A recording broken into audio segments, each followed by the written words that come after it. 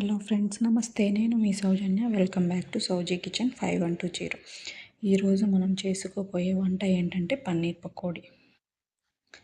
పన్నీర్ పకోడీ చేయడానికి చూసే ముందు సబ్స్క్రైబ్ చేయండి, లైక్ చేయండి, షేర్ చేయండి, కామెంట్ చేయండి.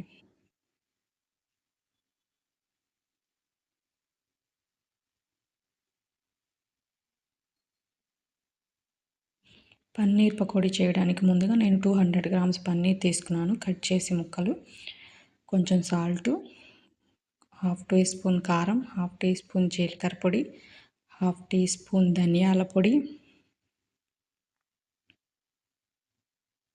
హాఫ్ టీ స్పూన్ మిరియాల పొడి, 1 టీ స్పూన్ అల్లం వెల్లుల్లి paste, 2 tea spoons cornflour, 2 tea spoons maida అన్నీ వేసి కలిపి పక్కన పెట్టుకోవాలన్నమాట. తర్వాత బాండీ పెట్టుకొని ఆయిల్ పోసుకొని ఆయిల్ హీట్ అయిందో లేదో చూసుకొని ఆయిల్ హీట్ అయినాక కలిపి పెట్టుకున్న ముక్కల్ని ఒక్కొక్కటిగా వేసుకోవాలి. ఇలా మొత్తం ఒక్కొక్కటిగా వేసుకున్న తర్వాత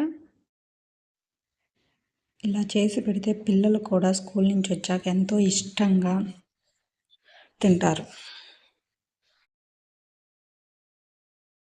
లైట్ గోల్డెన్ బ్రౌన్ కలర్ వచ్చేదాకా